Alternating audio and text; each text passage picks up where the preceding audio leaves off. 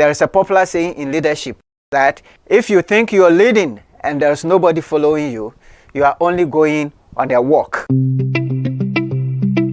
On this platform, you are going to learn principles of leadership. You are going to encounter different leaders. You are going to learn about how you can grow as a leader, how you can make an impact. My name is Samuel Eyim, and I'm the host for the leadership platform. I am a leadership coach, a lawyer by profession, a John C. Maxwell certified coach. I have been in corporate life in senior positions for several years, and now I run the Center for Transformational Leadership, where we train and coach leaders to become better leaders. And I invite you to go on a journey with us as we discuss the subject of leadership in the coming weeks. This and every Saturday, you have opportunity to ask questions, share your views on important leadership matters.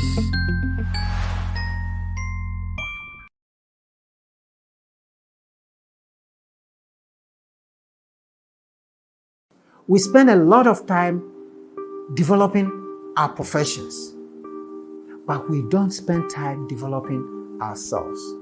Look, as a leader, as a professional, you have to grow. You have to grow yourself.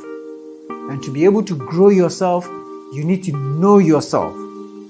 A lot of us are not achieving the maximum we can achieve because we have not invested in our personal growth. So we are bringing you this special studies based on John C. Maxwell's book, The 15 Invaluable Laws of Growth.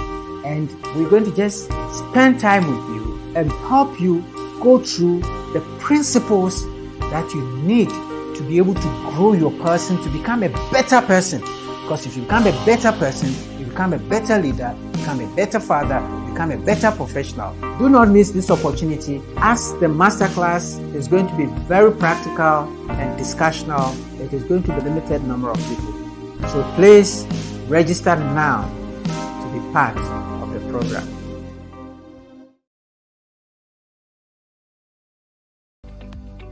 Hello everyone, my name is Elsie and I'm excited that I just completed a 15-week journey with the CTL Africa team on the 15 Laws of Invaluable Growth by John C.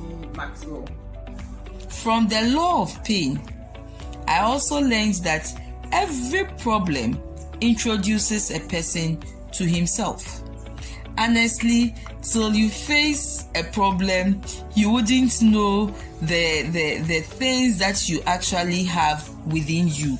The journey for me personally was a wake-up call. Before I joined this journey, I wasn't actually learning at all. I wasn't adding any logic to what I knew. So the law of trade-off is saying that you have to give up to grow up. So things that I think are not going to have maximum impact on my life, I have to trade them off. I want to grow. I am not stopping now. I am continuing. And as far as I'm concerned, like it says, you cannot give what you don't have. I definitely will have to give what I have learned off to others and then get more so that I can continue giving. I am not going to be a reservoir. I am going to be a river, and therefore I'm going to continue learning to be able to give of my best. Ordinary people can achieve extraordinary results on a consistent basis if they have a system, if they have a plan.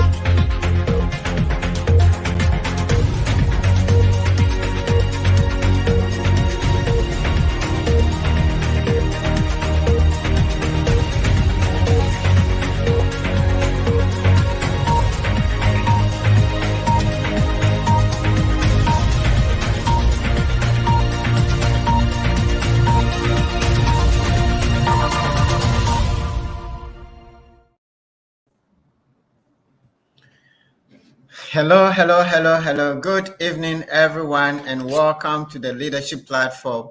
My name is Samuel Ayim, and I'm excited to be with you this evening. Every Saturday, it is my pleasure, together with the team at CTL Africa, to come your way to learn about leadership and to learn about how we can grow ourselves and become more influential in our leadership. So, all of you who are connecting at this point, we encourage you to just show up by indicating whether you're joining from Facebook, YouTube, or LinkedIn. Please just introduce yourself, type your name and where you are connecting from, especially those of you who are new. Just type your name in your comment section and share your name and where you are connecting from, and we will be happy to announce you to the world. We are also encouraging you to share the link with your friends and colleagues to be able to join in and to participate. We know that many of you who joined don't introduce yourself, but that's fine, even though we would prefer you to introduce yourself, especially if you are new on the platform, so that others will know you are here. Also, subscribe to our YouTube channel and like our Facebook and connect with us on LinkedIn so that we can continue the discussion on how to develop ourselves, how to lead better in a different way. And also, we offer coaching services so that if there is the need, we're able to come and help. So, yes, we already have a few people signing in. I have Professor Carmore says hello from Montreal, Canada. Prof, thank you so much for signing on. Professor Moore is a professor in business studies at the McGill University in Canada. So we are really privileged to have Prof join the platform this evening. Portia Amonu from Tema Community 5 is here with us. That's in Ghana. Susan Livingston Anchi is here from Ghana. Thank you, Suzanne, for joining. Philip Ose Asumin, we see you. Is joining from Asante Mampong in Ghana. Philip, thank you so much. Gilbert Sam, good evening. Happy to have another opportunity to grow, Gilbert says, and is from Inkwetia, Inkweu. Go ahead, and we have Obuchi. Obo Richie is here also.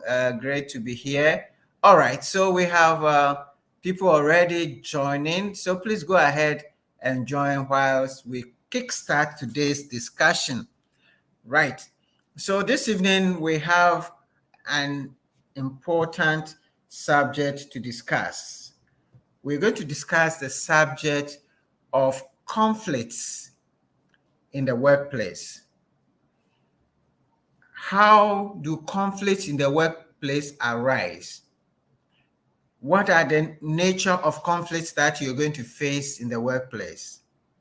But we're going to look more importantly, how do you grow out of these conflicts? How do conflicts help you grow? Either you personally experiencing the conflict as a leader, and as we've said over and over, the leader is not just the boss, but any position you are, you have opportunity to influence, you're a leader. So when you're going through the conflict, how does it help you to grow? How does it help you to grow when you help others resolve the conflict?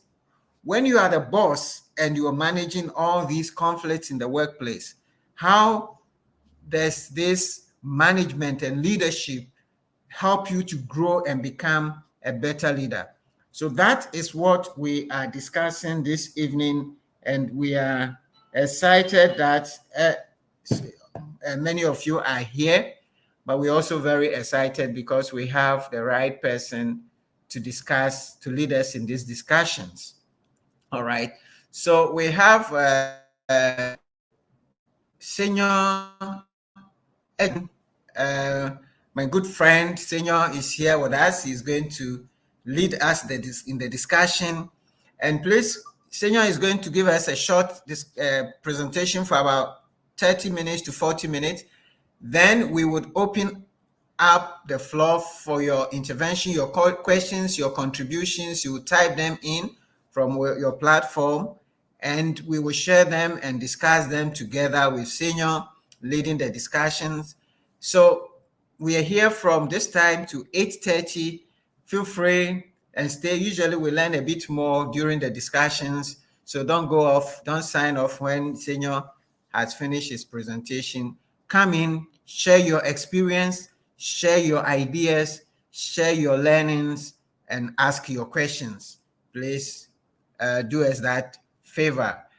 Senior is a labor consultant, a mediator, and an arbitrator. He's listed with the National Labor Commission.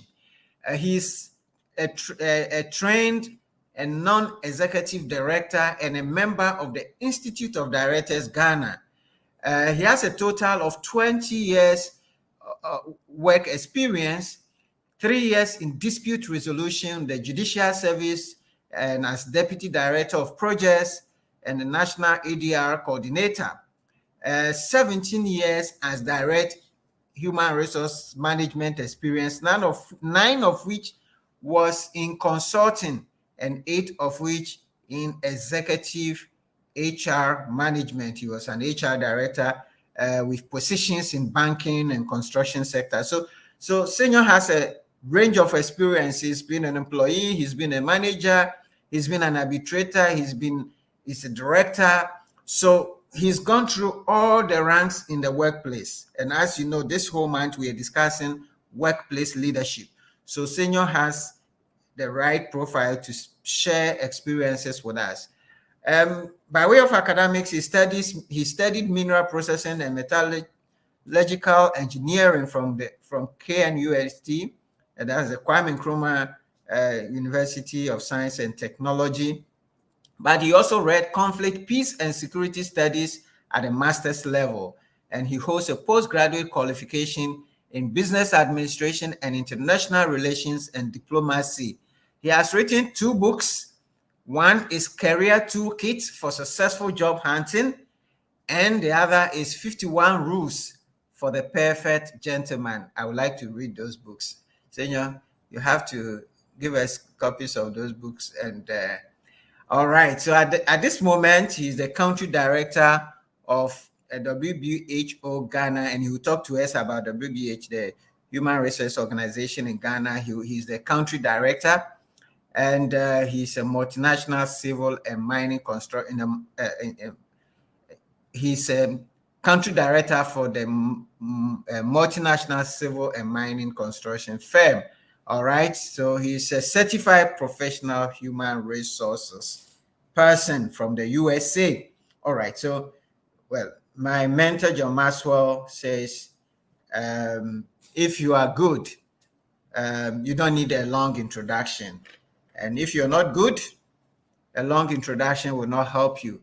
So with those short words about Senior, I have the pleasure and the honor to welcome my friend, Senior Ejabin, to the leadership platform this evening. Senior, you are very welcome. Thank you so much for honoring us to be on the platform. We believe that you have a lot to share.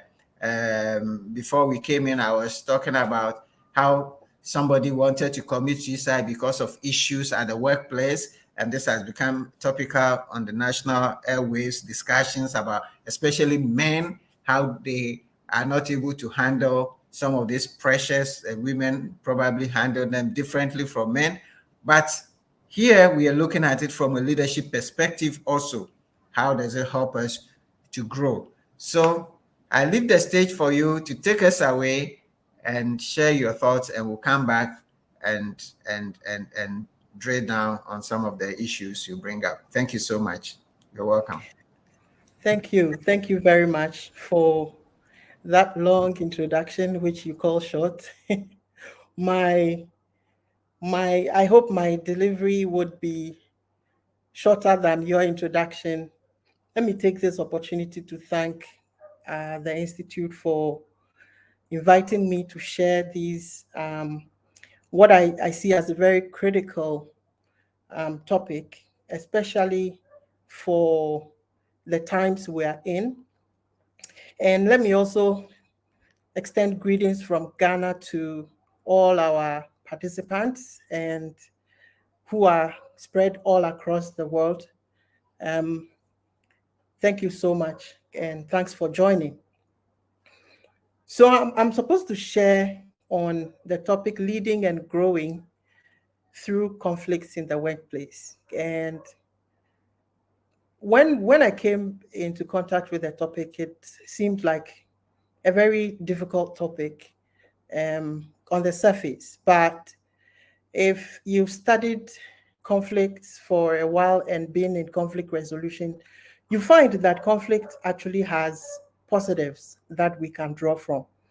And some of us think that conflict makes us better than bad or worse, So we hope that we will, at the end of this short discussion, we'll be able to understand conflicts and especially the benefits of it and how we can use it as a tool and a resource to better our careers and become better people, both at work, at home, and in the community. So basically, let me touch on leadership, then I'll touch on conflicts, and then I'll share some tools we can use to deal positively with conflict in the workplace. So on leadership, you find that the literature basically has one very common word running through all of them, which is influence. So leadership is normally a process of influencing a group of people we call followers, who are then supposed to support the leader to achieve a set objective to the benefit of all the parties involved. So the question then is, can we influence through conflicts? And if yes, how? How are we going to go about it? But the topic leadership is so broad that to apply it to the workplace specifically on conflicts, I want to focus more on self-leadership, which then would mean that self-leadership is found as a part of each person leading self onto achieving their goals.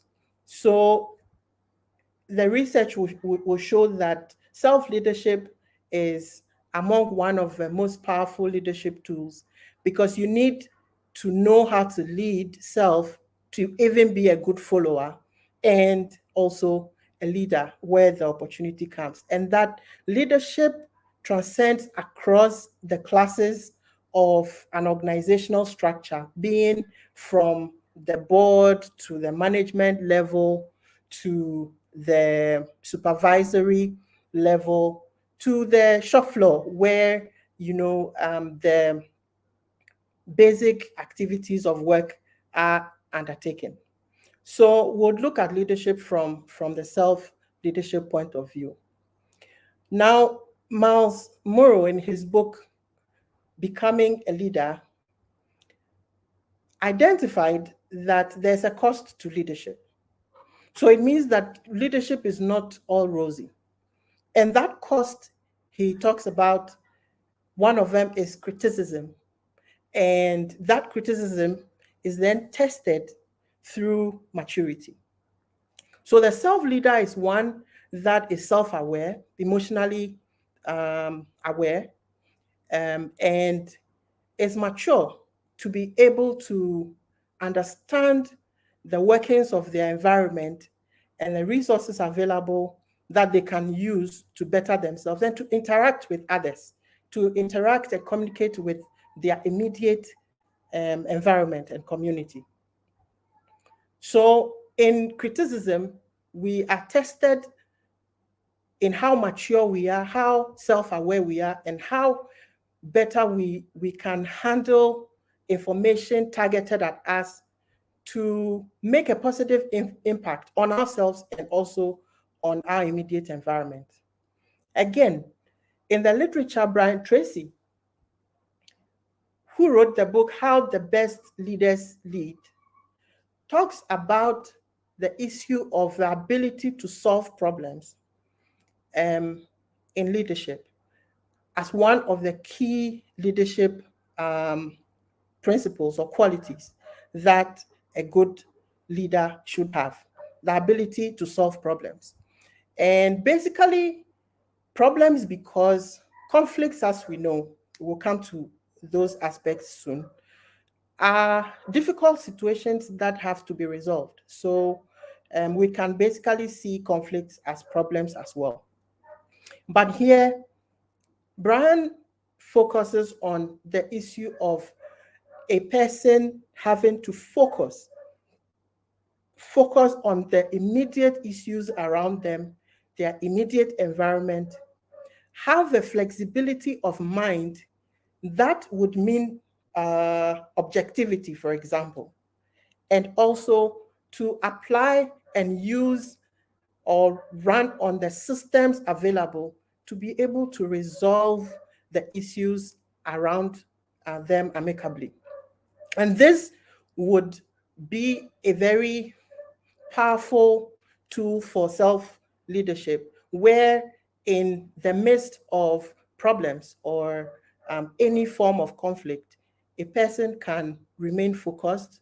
That is the presence of mind and of a clear mind, and then the flexibility of the mind to be able to think on their feet, using the systems available within and resources within their immediate environment to then resolve the issues and reach a resolution that is acceptable to self and also the immediate persons within that context. So in leadership, we find that it's not that easy. It comes with its difficulties, but in those difficulties, there are intrinsic solutions that a person can use to stay above board and to resolve problems. So let's now move on to conflicts. And a lot of people will define conflicts in very different ways. But in my own practical view, conflicts are basically differences amongst persons, two or more people, that result in an economic or social problem.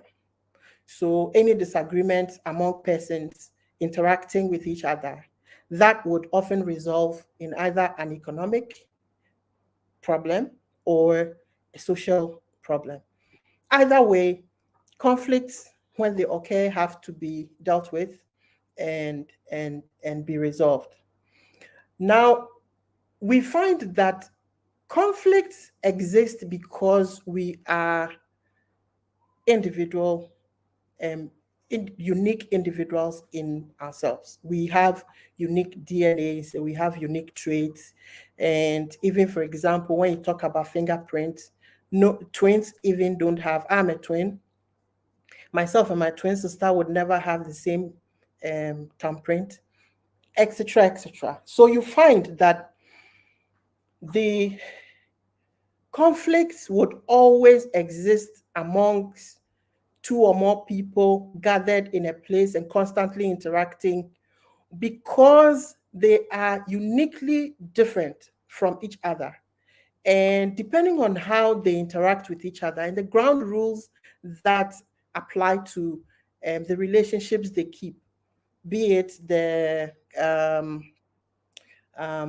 personal relationships or workplace relationships, community, any form of relationship, you find that there is bound to be conflict. So we cannot do away with conflicts. Again, people are social beings and they are bound to interact. What makes them continue to exist and to live and to chase their goals and have a purpose is that they interact with other people.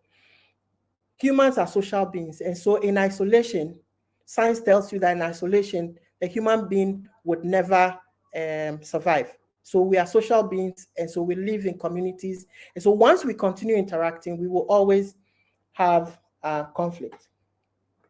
So a conflict-free environment really is normally an artificial environment. But an effective environment or a successful environment is one in which conflicts are resolved in positive ways, such that it creates a positive impact, or it has a positive impact on the immediate environment. So in peacekeeping, we will normally say there is uncomfortable peace. And if we say there's uncomfortable peace, then the silence and the environment is charged, except that no violent action has taken place yet.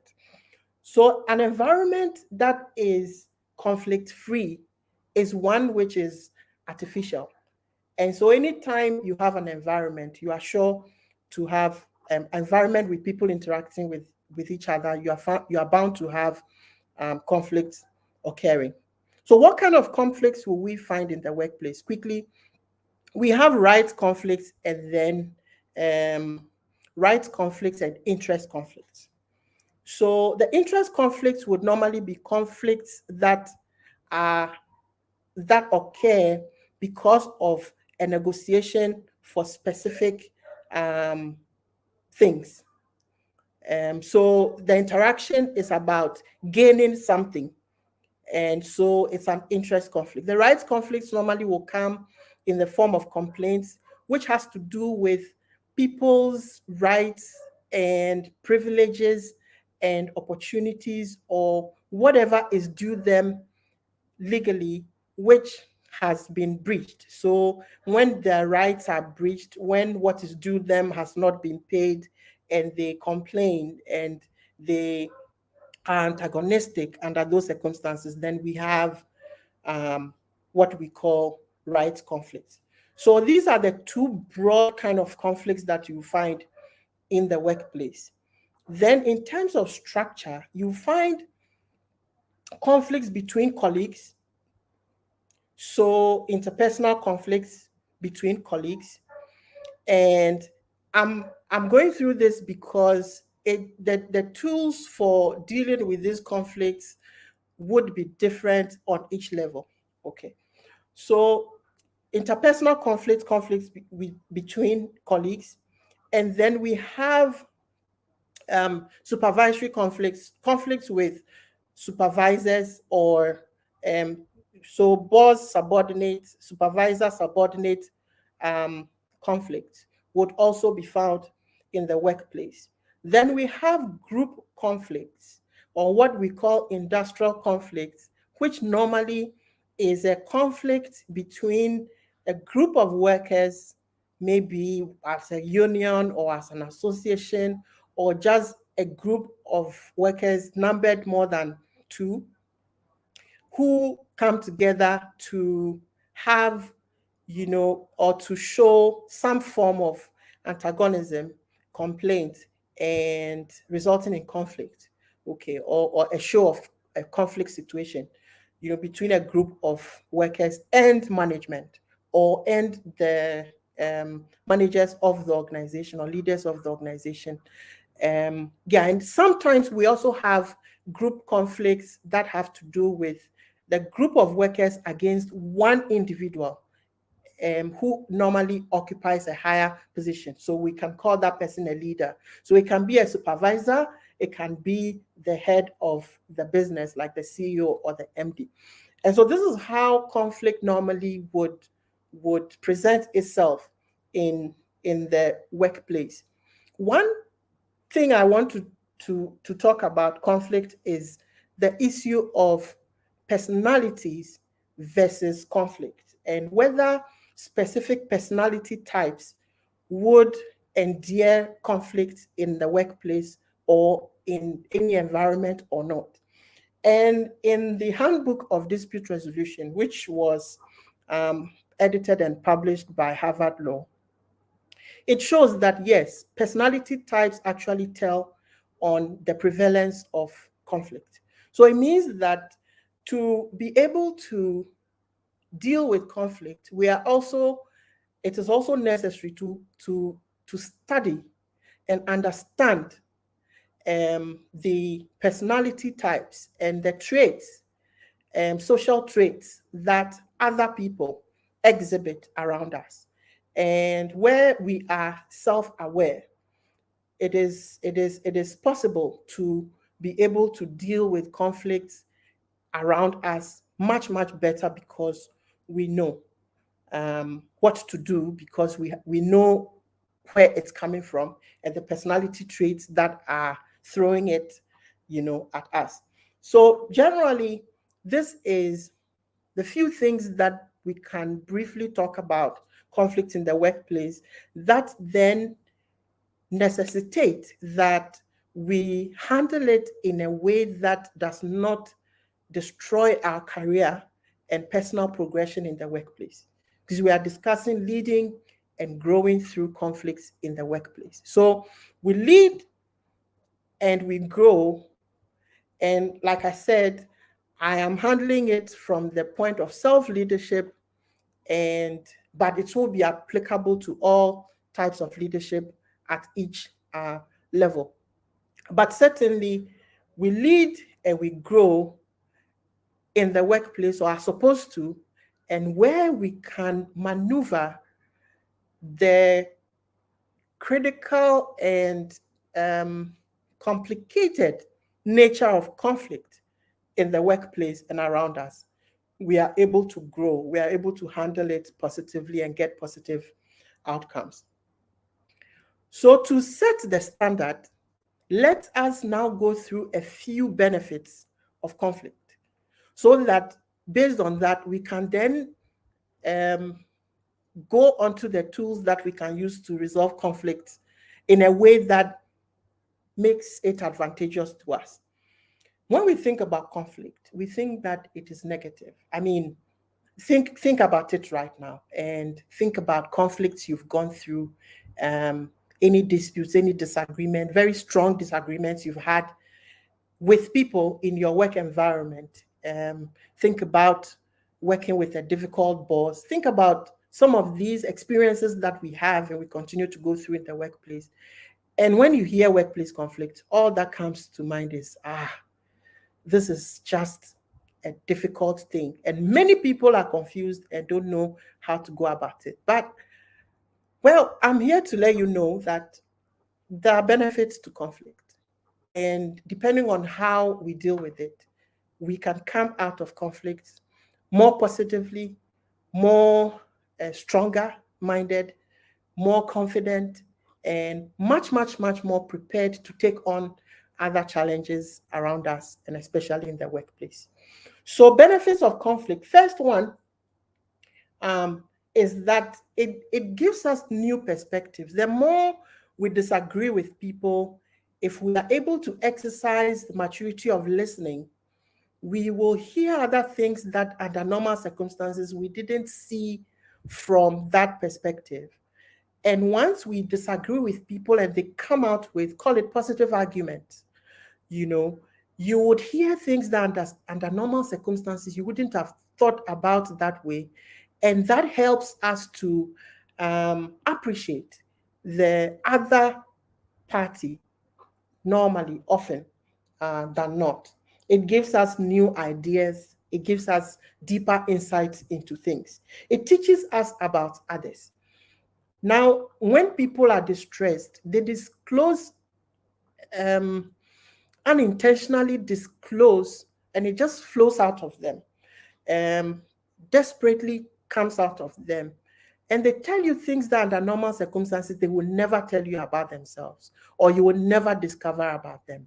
And sometimes when you discover these things, you understand the personality more and then know why they react to things the way they do. And it helps us to understand them better and resolve the dispute. And so it teaches us, about others, helps us to listen. Now, most of us would, in communication, most of us would hear often, but hardly listen. And some of us would just not wait for others to talk And once they start talking, we jump in, and we never learn how to listen. Listening means taking time and ensuring that all that is being said by the other party is understood within the context they are sending, the message. And then we get to understand. So it helps us to exercise that. Conflicts help us to exercise listening techniques. Why? Because often when a third party intervenes, you are not allowed to talk when the other person is talking. So by the time you are done, you are forced to learn how to listen. It helps us to communicate better.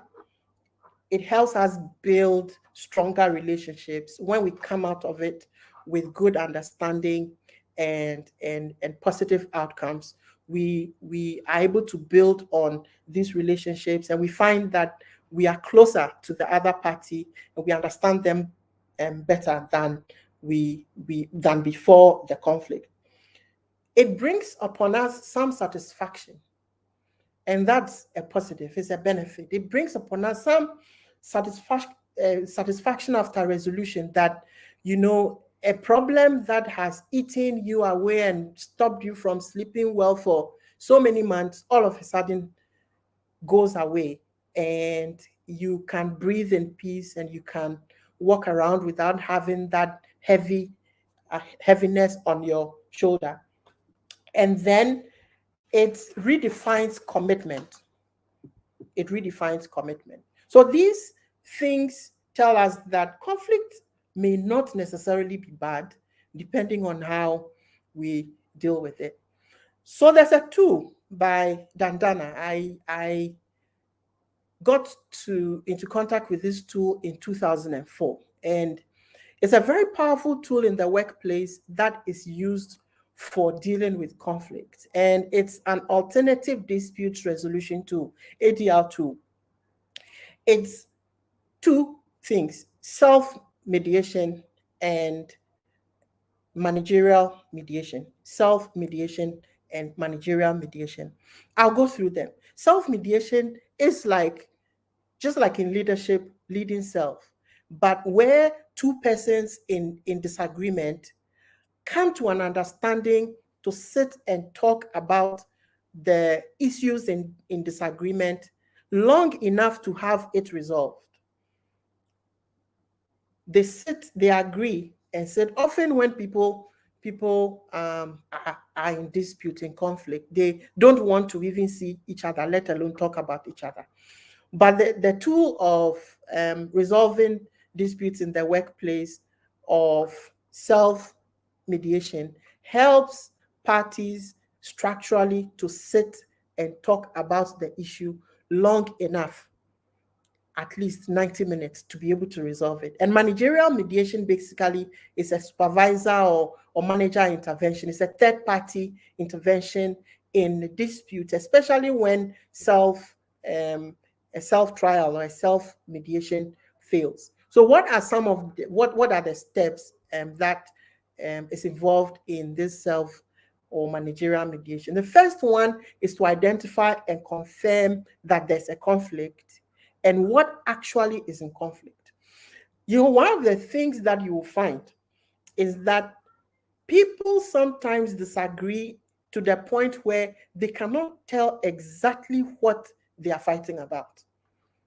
And if you go into yourself right now, you would remember that sometimes you just get involved in certain disputes or disagreements, and at the end of the day, you don't even know why you are disagreeing. And some of the challenges we have as dispute resolution people sometimes is to helping people. You spend more time helping people to identify the real issues that they are fighting about, rather than how they want to have the issue resolved. So identifying and confirming the conflict and the specific issues in dispute is a very, very important part of the 5-step process of self or managerial mediation. Then the second one, after identifying and confirming that there is actually a dispute, is to make an appointment, to book a date, to book a time, and to reserve space. If it is one of the meeting rooms, if it is somebody's office, time is allocated to the issue of sitting down and talking about the matter. So the third one is actually sitting down and talking through the issues one by one for at least 90 minutes,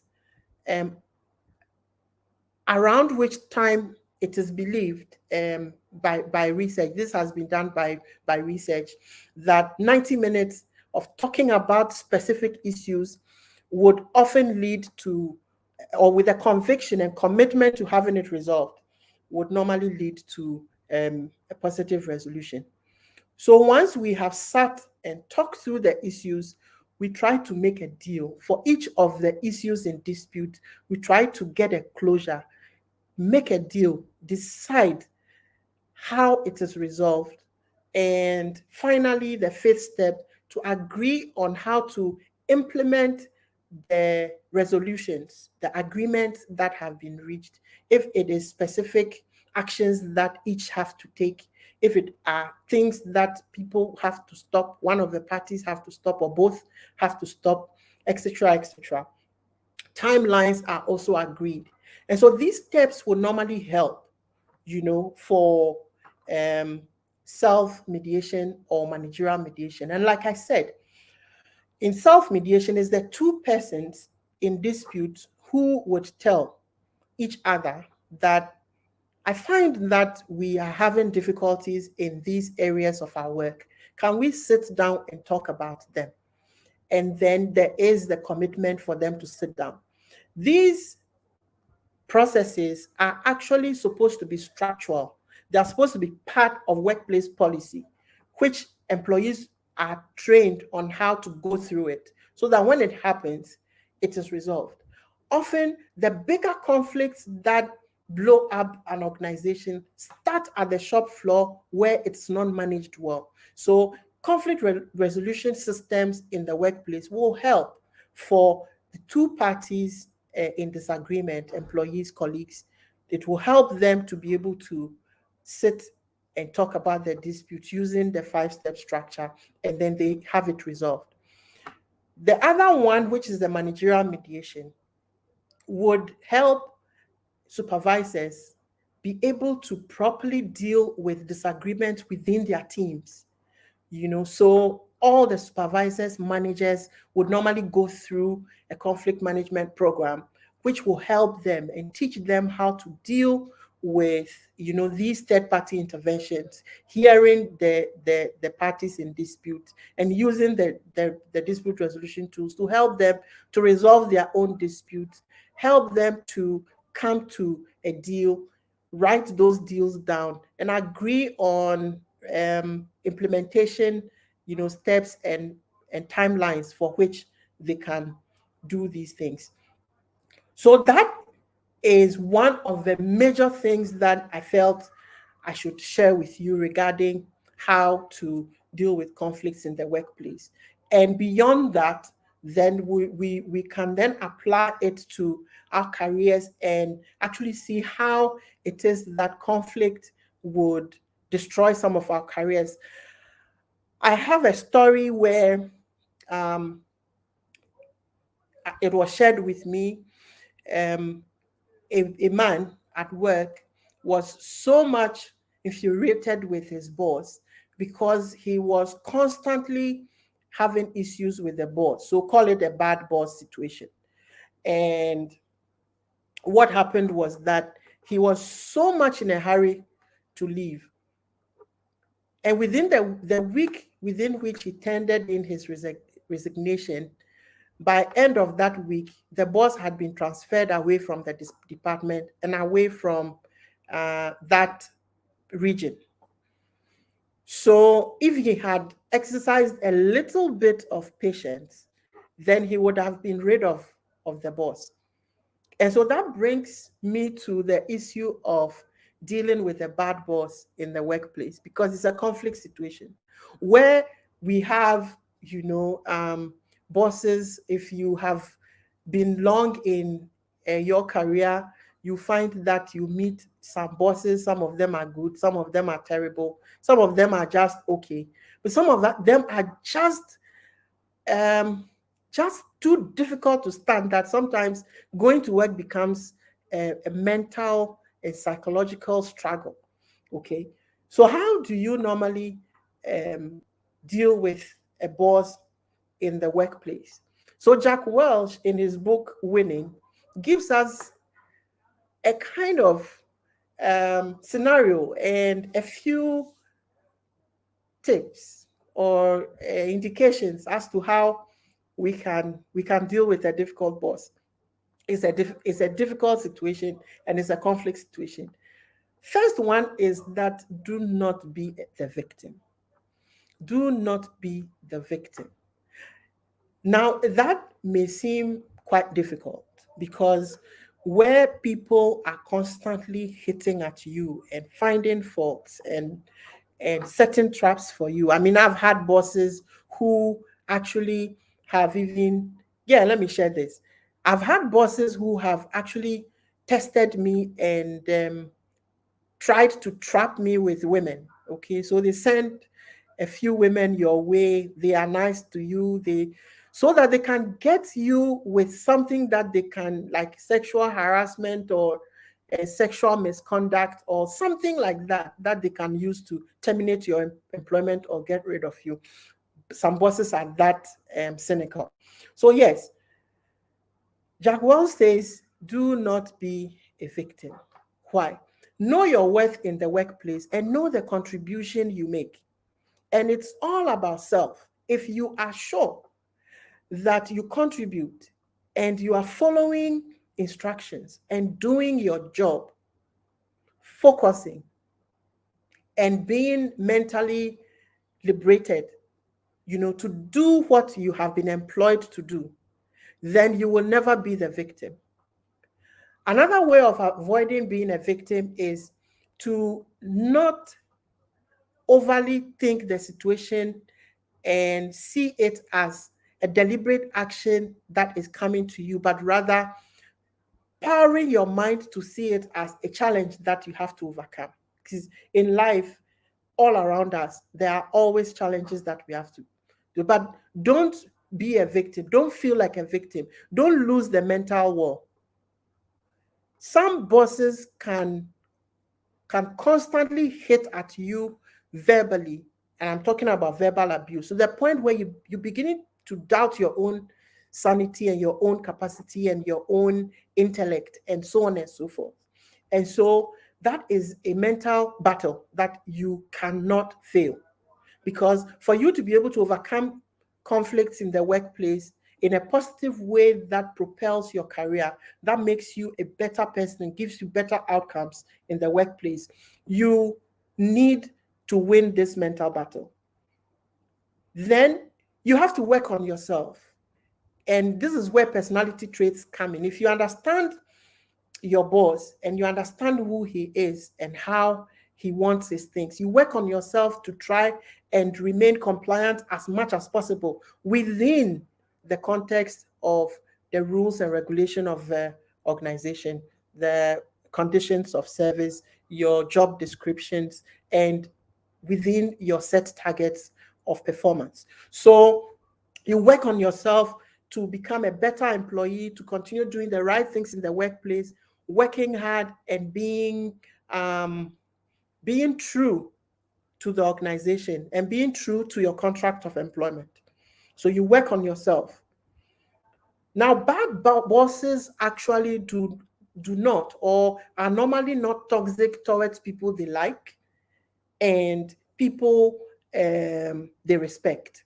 So if you set yourself above board confidently, working within the rules, a lot of bad abusive things will come to people around you, but rarely come directly at you, because you set yourself above, coming to work early, doing your work, not being in people's face, just being the generally good employee, enjoying your work, closing and going home, not getting into any trouble, not walking the thin line between the breaches of workplace regulation. Okay. But finally, Jack Welch says that you need to also kind of measure your worth as against your worth and value as against the situation, and where better opportunities come. Because in workplace and in career development, we are selling our skills and our competencies. We are selling our technical capacity. So where you get a better opportunity that grants you that worth, that value, because sometimes you are treated a particular way because you are not valued. So if you measure your value against what the situation is, and you feel that your value is higher, you have worked on yourself, you have added knowledge and competence to yourself, and you are ready and you are sure that you have value, then opportunities that come, you can move on from that organization. But only do that when you are good and ready. That nobody should, like I said, win the mental battle and not be a victim. Never let anybody push you out of an organization. Never allow anybody to be the reason why you are walking away from an organization. But you live on your own terms, on your own values, and with your own conviction for a better for better outcome. So you never leave a job because especially when you don't have another job, you never leave a job because sometimes in our environment, I can tell you it takes close to 2 or 3 years to find a good job coming your way. Let me move on to the issue of toxic workplaces and chronic sexual abuse. We have, especially in Ghana, I can state on authority that we have very, very abusive and difficult toxic workplaces sometimes. And sexual abuse and sexual harassment is like, I have done a lot of work in that area, given a lot of papers and speeches and discussions on led discussions on that. And I can say authoritatively that it is very prevalent in our workplaces, and most of the time is very, very difficult for people to be able to go through these things. And in all of this, you need to ensure that you are self-aware and that within the context of the rules, you are able to act and get positive outcomes. For the organization, we need to use strong disciplinary policies and processes and penalties, like an environment of no tolerance for these, and penalize people who perpetrate these things. And also use anonymous reporting systems, like whistleblowing systems that help to expose some of these things. Because in these particular aspects of workplace conflict and disagreements and difficulties and problems, it is very difficult for the individual employee to fight it alone. So it's very difficult for self to come against that kind of an environment, because it is normally perpetrated as a culture, and it is prevalent, and so it is bigger than just one person. So it's more difficult to deal with than just to say you're using either self-mediation or self-awareness or emotional intelligence or whatever. It is a criminal issue, it is an abusive issue, it's a misconduct and has to be dealt with accordingly. So if it is not worth it, just leave the organization, but leave on your own terms, as we said. And the last tool before I conclude is the issue of zero thinking, which Brian Tracy talks about. That is, it's about creative abandonment. Psychologically, sometimes you should be able to shut certain things out that are considered noise in your perfect psychological environment, that you creatively abandon those things and live above them so that they do not bother you and you do not react to them. And I know that often when you stay on course long enough, some of these things self-resolve along the line. They self-resolve. And indeed, when all fails, you do not have to remain in a toxic environment. So to conclude, let me just say that conflict has benefits. Conflicts will always have benefits, and we need to intentionally study these benefits and ride on them. That gives us the motivation to be able to deal positively with conflict and have better outcomes. You can always lead self for career prospects. You can always lead self to career prospects. What dealing with conflict properly is, that helps you to lead and grow, is for you to ensure that you get positive outcomes. Once you constantly work on conflicts positively, people will start seeing you as the peacemaker. People will start seeing you as mature and a professional and above the board of little squabbles. And people will tell you that it is difficult to fight with this guy. Of course, it takes two to tango. So conflicts can always bring us better benefits to help us lead and to grow. And we can lead our subordinates to better insights and job satisfaction if we ourselves, as leaders, supervisors, bosses, directors, MDs, CEOs, find a way to ensure that we help our subordinates positively deal with conflict. Leadership is an opportunity to make a difference.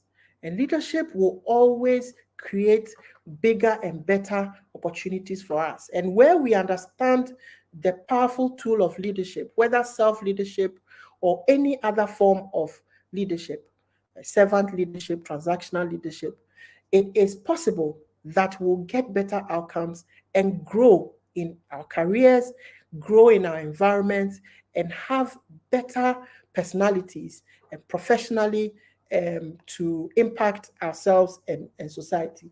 So we can do it even through conflicts. We can be better in the workplace through conflict. We can grow in the workplace through conflicts. We can develop and we can win actually when we understand and deal with conflicts positively. So thank you very much for your attention. I will hand over to Doc, and then if there are any questions, we can take them. Thank you. Thank you so much. I was taking so many notes that I even did not watch the time. And this is really, really good. And for those of you who joined a bit late, this is live on Facebook, it's on YouTube, all the recording is there. So you can just go back and catch up with what you lost. We're going to come back. We'll leave Senior to take some water. So we're going to come back in 2 minutes. Acknowledge those of you here. Please write your comments in the comments. Put in your questions and share your takeaways. What is your big learning here? When we come back, we will come back to that. We'll have a few questions for Senior, and then we'll take your comments. So let's give Senior 2 minutes to take some water, and we'll be right back. Just don't go away. Right.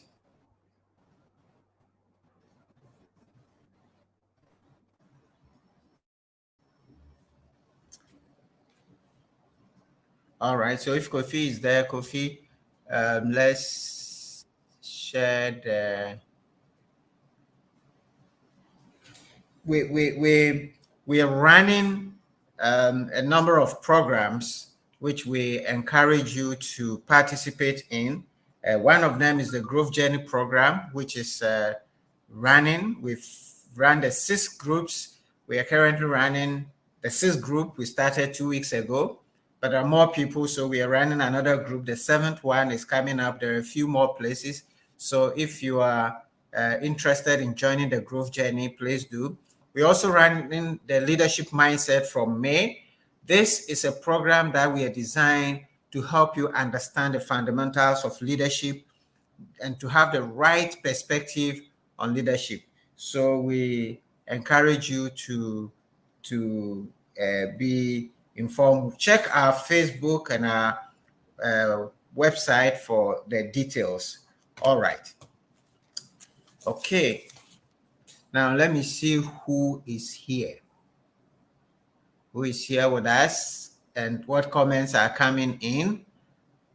I have Livingston Zeto is here, and he says, good evening, Uncle Sam. Ewuntoma David is here from Savannah region. We have Kwesi Asariamuako all the way from Italy with us. Opon Francisca is here from Domi St. John's. We have Faustina Scholastica from Chifupraso here. Dennis is here from Sakumono Rose. Odai is here again. Samuate is here. Doris Atta is here from Accra. Vida Bochi from Stema.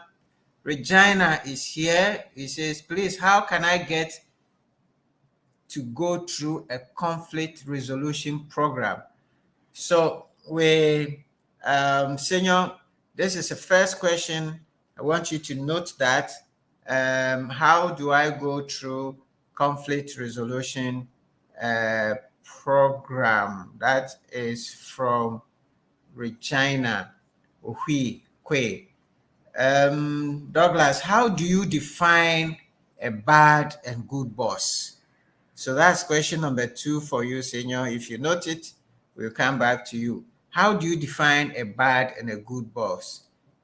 And Douglas continues, can a disciplined boss be described as a difficult one or bad boss?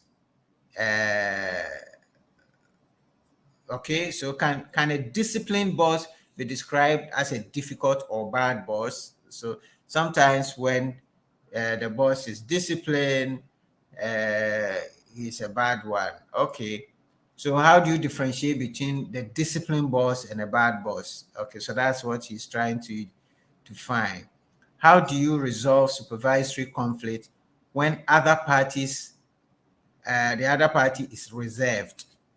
Okay, we'll come to that. So, all right, let's see. Olivia says, many thanks for your in-depth and very practical details on leading oneself in the workplace. All right.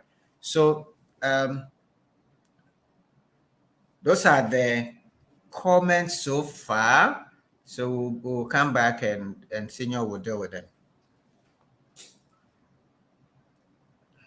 Let's bring. My name is Eliza. My name is Elsie. My name is Ebenezer Tufo. This is Rosemary Robert Gacy. Over the past 14 weeks, I have been part of CTL Africa's 15-week growth journey, and it has been a blessing for me. I want to share my lessons with you. Indeed, my attitude to life has never been the same. On the very first day I joined the virtual Personal Growth and Leadership Masterclass organized by Center for Transformational Leadership CTL Africa under the tutelage of Mr. Samuel Eyim. First, the law of intentionality. Second, the law of design.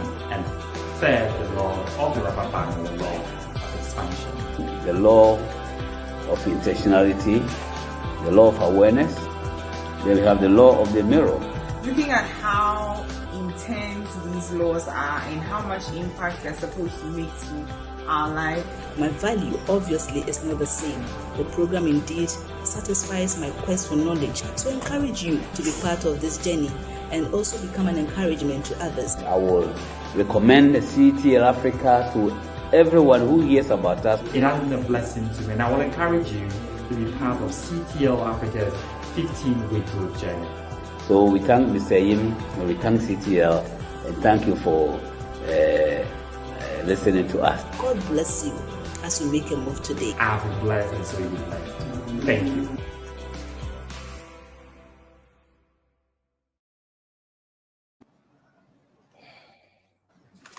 right, so welcome back, Senior. There a few questions are already on the table. Um, you've given us a lot of very good points, and I'm not going to attempt to go through them. But for me, my major takeaways center around the benefits of leadership, and I have so much notes. If you can see my notes, plenty of them here already. The benefits that conflicts bring. They're so uh, interesting. They give you new perspective.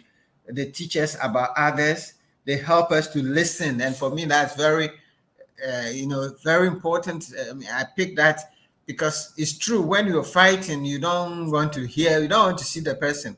But when we go through a process, you sit down and you can listen and hear the other person. That is very powerful. It helps to communicate better because when you are angry and fighting and shouting on each other, but when it's a structured program and now you are supposed to communicate your case and the other communicate his case. It helps you to now think through and articulate. And these are all leadership abilities also. You know, ability to be open-minded and having perspective, knowing about others, listening skills are very important. Building stronger relationships, um, helps to communicate better. Communication, very important, and brings satisfaction when there is a resolution, and helps us to redefine commitment. So these are very powerful benefits that we can get. But there was something where you started talking about which you didn't finish, and I wanted you to go a bit more into your personal experience with some of the conflicts, either you going through the conflicts, or if you can share some of the situation where you have managed conflict. As you said, there's a self conflict and the manager manage mediations. So if you can share one or two of the cases for us, and then how you came through it. I have a lot of them, and yes, go ahead. Yes, so let me share one on a third party intervention. So we do executive dispute resolution and have been involved in a few of those for organizations, especially at the top level of the organization, sometimes between a CEO and the board, or between board members. In this case, there is one of the very top corporates, a telecoms company, in which one of the shareholders held an executive position in the finance department. So the shareholder was heading the finance department and also sits on the board, and so was constantly in disagreement with the CEO. Now, this shareholder executive director was also an elderly female in her 50s, and the CEO was in his early 40s. So all the difficulties were set, all the technicalities of disagreement were set, and the shareholder executive director would normally talk about the issues. I'm protecting my money. I'm protecting my money. So I was invited as a mediator to take them through a mediation process to help them resolve the various issues. And it was the board chair that contracted me to do this, got their commitment. I also got their commitment. And we sat. We sat in 3 sessions and basically took them through identifying what the real problems were, went through each of those problems and came out with options for resolution. So I didn't say an option. So different options they could use to help them live more amicably with each other. And then, of course, we then set it down as agreement, which then was adopted by the board for implementation between the two.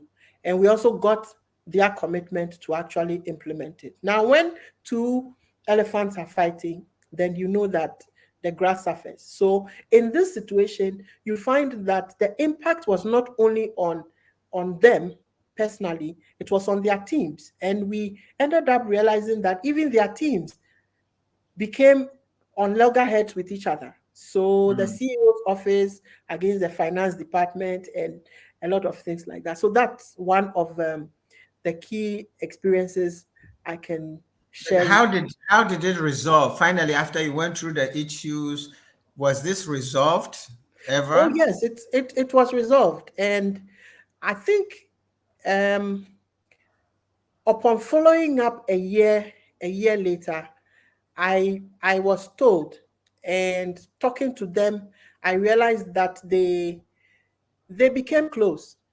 Okay. And yeah, they became very close. They became closer. They worked better together because they did not see things from certain perspectives when they hadn't sat and they weren't helped through resolving the dispute. So these third party interventions are very, very Yeah. powerful. Yes. Yeah. Now here, I mean, fine. Here you, the board director, these are big men. So chairman says, guys, sit down and talk, and we talk. But where you are dealing with the boss and the subordinate, not at that level, where the subordinate does not have too much of a say, and the boss is dictating and is threatening, and he's the one going to evaluate you, and he's not prepared to sit down, and he doesn't feel like even a third party can sit between him and his subordinate. It feels like it's reduced. How would this situation like this be resolved? Good. So there's a dispute resolution tool we call consultative dispute resolution. So party, um, the third party resolution person, or the third party intervener, normally like the mediator or whoever, would normally consult them differently and not sit them down um, in one sitting because of the power imbalance. And often this third party resolution person has a bit of power beyond the boss. So it could Yeah. be the boss's boss, or it could be Mm. the business leader who would talk to them independently, individually, until he comes to a common ground for which he can share with them, and then finally do what we call a resolution conference. That resolution conference is a final sitting where both of them are told what they are required to do, some of the revelations that have come. So, for example, you can ask the boss, your subordinate feels that sometimes you do A, B, C, and E, and this is how it makes her feel. How do you respond to that? How do you feel about that? But before this resolution conference, the background would have been laid. They would have been spoken to differently, and so at that point, the final resolution meeting where they would now talk to each other in an environment that is controlled, then they are able to bond, and then hopefully they are supported to continue working. It's a very interesting one because sometimes you go into details and you come and find that it is just one little misunderstanding that started it all, that sometimes even both have forgotten about. Yeah. Yeah. So Yeah. that's also one of the things you can do. Great. Thank you so much. And guys, we are learning. This is leadership. We've seen the different dimensions on how to handle some of these things. So it's not just one way gives on. They say, okay, they say we should sit down. So come on, come and let's sit down. Me too, I want to sit to my boss, you know. So there are different methods that we are learning from here. So back to Douglas's question about the good boss and the disciplined boss. How do you know who is a good boss, who is a bad boss, and this issue of um, the followers feel the man is a difficult person. The man says that it's because I'm disciplined. I want things to be done properly. The others think that he's just too difficult. So I think that's the case that Douglas is putting up. The man is a disciplined boss. Do you describe him as a difficult boss and so forth?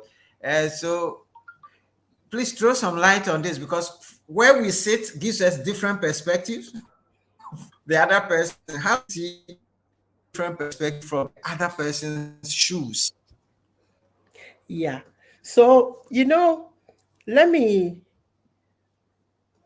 use this analogy. The Bible says that rebuke in love. Okay, so discipline in love.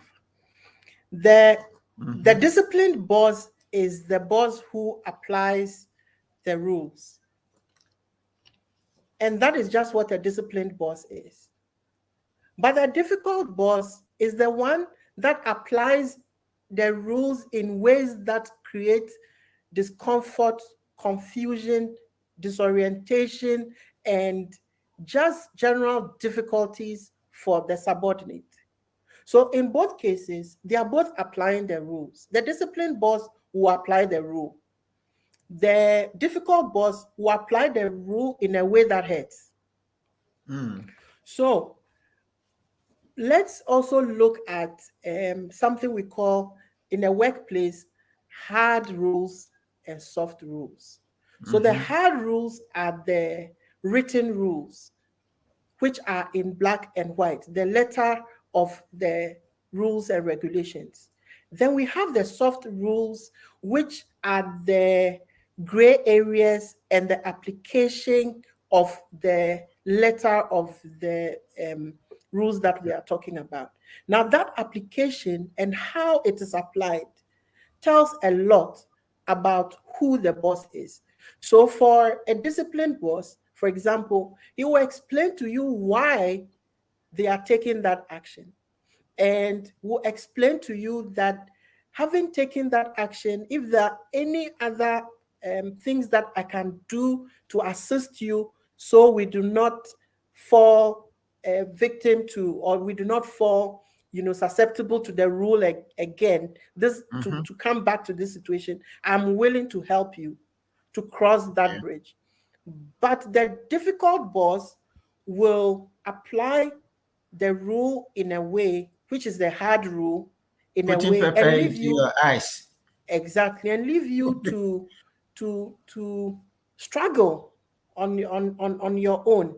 And where you do not find your feet, then he gets an opportunity to terminate your employment and to send you away. So that's really the difference between a disciplined boss and a good boss. Discipline is needed, but the difficult boss just makes the workplace toxic, and nothing good normally comes out of that. So that's So really you're saying that there's a difference between just applying the rules. If they're black and white, this is where the rules are, and you're explaining to the person that's how it is. It's a difference between just applying the rules, which is disciplining, and there is the difficult where you are actually making life difficult. I had the one boss who would say, I'll show them where power lies. I'll show them that I am. They will see me. Now that's that's a different dimension. You really want to make life difficult. Okay, he's not at the office today. We will see. He will know who is the boss here. Now that's a different approach. And when you're a leader, as we were saying, the leader's role is to make life better for the people. So it's not to make life difficult for the people. So you want to find why the person is breaking the rules so often, what you can do to help them, find out if there are any challenges in their lives before you hit them with a hammer. exactly. All right. So thank you so much for that. There was a question about how somebody was asking how to go through this conflict resolution program. Yes. So conflict resolution programs can occur at various levels. So it can occur in the academic level where you can go through an academic program that runs a course in it. So then you get to benefit. So at the academic level, then we have it at the professional level, where, for example, to become a mediator, you go through a 40-hour training program to be certified as a mediator. Now, for other dispute resolution programs like arbitration, it takes a bit more of time because it's really law heavy. So it takes more time to go through that. So there are professional courses you can run for that. Then there are certificate courses that also run for that. Where do they run the professional certifications? So, for example, the certified, okay, first of all, the judicial service runs, we have the Judicial Training Institute. They run those kind of dispute resolution programs, but that is normally in court-connected mediation and dispute resolution. Then you have GAME and GAME Group, formerly GAME and GAME Academy of Mediation. They run one. You have the ADR Hub based in Kumasi that also runs those programs. You have West Africa Dispute Resolution Center. They also run, dispute resolution programs. Then from the top of my head, I can say a last one. There's Legal Aid Board. They also run dispute resolution programs. So once you are able to identify one or two of these places, you can inquire and then do that, go through the program and then get certified. Yes. Good. All right. So there are two questions. I'm going to try to put them together. One is saying, how do you resolve supervisory conflict when the other party is reserved? And the other question was from William. The other person is saying, Olivia says, please, with regard to the fact that our temperaments are different and two persons of the same strong choleric person clash in an office, how best will helping to solve the issue be handled immediately and directly? So I think both are relate to personality a bit. The first one, the person is reserved. How do you resolve that issue? The other party is reserved. And this one, you have two personalities clashing. I think Senior talked a bit about personalities and how to address them. It will depend on the case by case, but I leave Senior to throw some light on those two questions. These are very interesting questions. So I would basically place it within the context of, that is where one is reserved. So you place it within the context of power. And power systems play a big role in resolving disputes because all the tools that we've discussed have to occur on a balanced playing field. Okay. So where one person is more powerful than the other, resolving the disputes becomes a problem. So what is done first is to try and build the confidence of the weaker person or the reserved person, to bring up their confidence, to let them know that they have a right to speak, they have to speak, and they are encouraged to do so, and that the system is behind them, and that they will not be victimized and nothing will happen to them. Once you build their confidence that way, it brings them to a psychological level where they are now willing to talk and have the issues resolved. And so that encouragement and that support is very necessary where you see a power imbalance. So you need to try and bring up confidence and balance the power, then it happens. The second one is about where there are two personalities that are very, very strong. And that is why they are not. So under those circumstances, while you are bringing up the confidence of the reserved person, you need to throw these difficult characters or strong personalities into a psychological state of reality that they are both under authority and they have to succumb. So you need to beat them psychologically down a bit and bring up the rules and regulations and the authority of leadership above them so that they are psychologically humbled. So I'm not saying that they have to be abused or insulted, but psychologically made to know that, look, you are subject to rules and regulation. You need to work within those contexts. And having said that, then we define their roles specifically and their contribution to what is supposed to be done and achieved. Yeah. Once this is done, then the foundation is set well enough for them to be able to so you need to puncture their ego a bit and bring them down to reality that, hey, you are employees. Even if they are managers, they still have bosses. So you deflate their ego a bit, bring them to the reality of who they are within the context of the organization. And then you then now start helping them to find their levels and then resolve the various differences that they have. So this is how you deal with the two different scenarios in the workplace. Wow, there's a lot we can learn from Senior, but the time is beginning to run out on us. And I'm not seeing any more questions. I just see Helen Boche says very interesting topic. And Olivia says many thanks for the in-depth and very practical details of leading. All right. Good. So those are the comments that I have. If you have any other comments, please share them. But for now, we're going to give the final say to Senior to give us his closing thoughts in a minute. Thank you. Thank you. So my closing thoughts is very personal.